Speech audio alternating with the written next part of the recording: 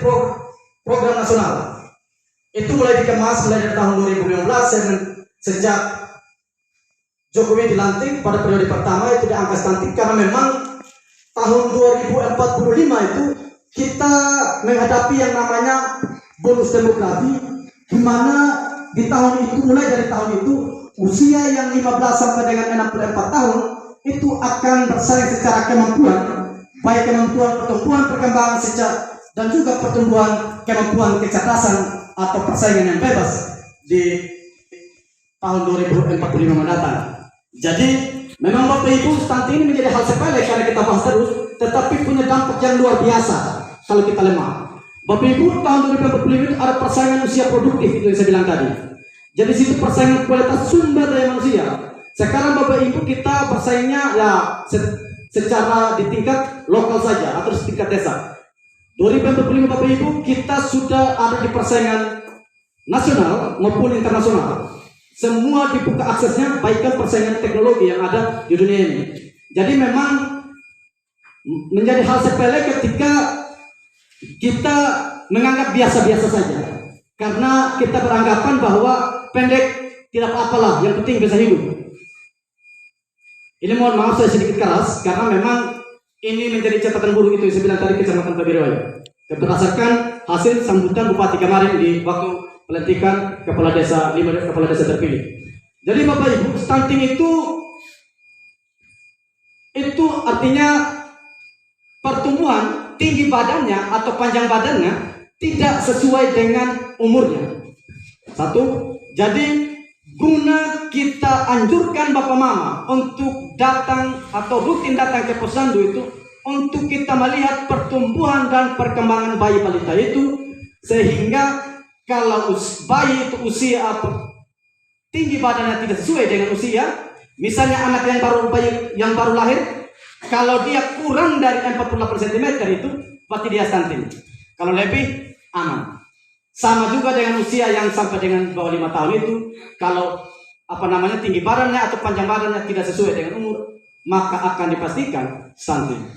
Bapak Ibu, standar yang kami pakai untuk melihat atau menentukan status stunting atau tidak itu adalah sudah menjadi alat baku yang dikeluarkan oleh Kementerian Kesehatan.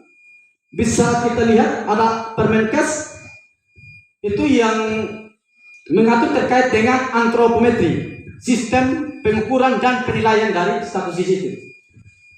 Bapak Ibu, kenapa kita bahas stunting? Stunting itu seperti yang Bapak Camat katakan tadi, kita gagal tumbuh, kita bertumbuhnya tidak baik.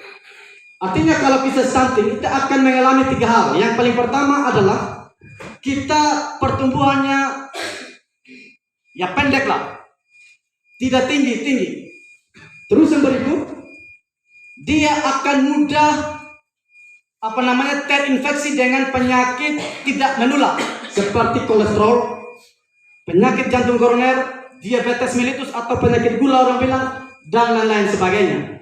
Jadi mohon maaf kalau saya pendek sama seperti saya dengan Bapak Camat, ya nanti penyakit-penyakit itulah yang akan menghadang kami. Mohon maaf, ini memang kita orang Tabundu pendek-pendek memang. Hanya bersyukur saja kita bisa berdiri di depan dan bisa omong ini. Bapak Camat orang Tabundu, saya juga orang Tabundu. Jadi kami pendek-pendek semua. Jadi kita datang ke Mahu untuk kita berpelayanan, mengabdi, jangan lagi kegagalan dan Tabundu ada di sini. Seperti itu. Oleh karenanya Bapak Ibu, terus akibat dari stunting tadi yang ketiga adalah dia akan terganggu terkait dengan kecerdasan, kemampuan intelektualnya dia, kognitifnya dia. Makanya kenapa stunting dipacu juga di PAUD itu, pendidikan anak usia dini, untuk melihat perkembangan kognitif, karena di situ ada kelompok bermain dan kelompok belajar di situ. Dipacu sejak dini mungkin sehingga dia masuk ke sekolah mulai dari SD, SMP, SMA sampai dengan perguruan tinggi, dia sudah siap untuk bersaing dengan kawan-kawan sebayanya atau yang sekelas dengan dia. Seperti itu.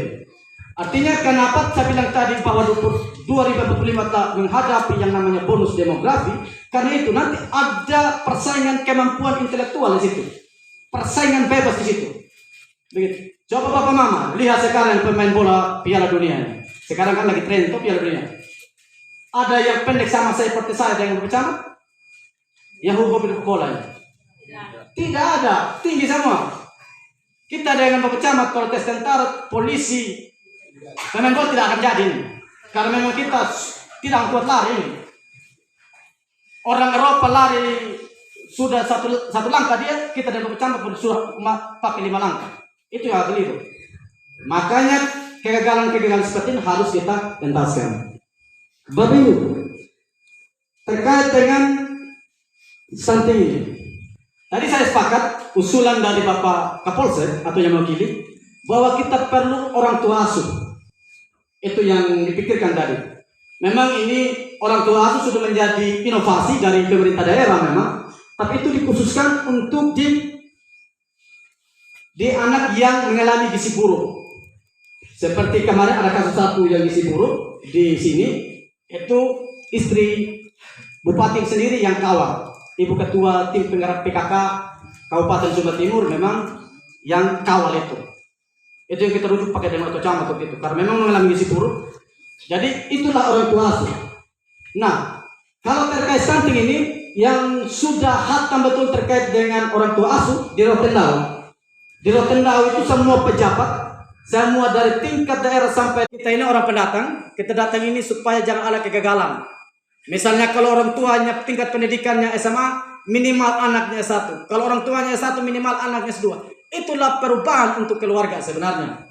Saya bilang, ada orang bilang bahwa kita ndak humba lila mahuba, tetapi kita adalah humba yang mahu lali.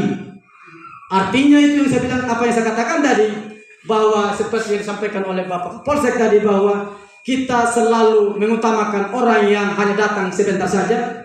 Kita selalu mengesampingkan atau membelakangi anak-anak kita yang menjadi generasi penerus kita. Seperti itu. Jadi ini saja yang bisa sampaikan. Mohon maaf jika ada hal yang kurang berkenan. Kiranya Tuhan memberkati. Selamat siang dan shalom.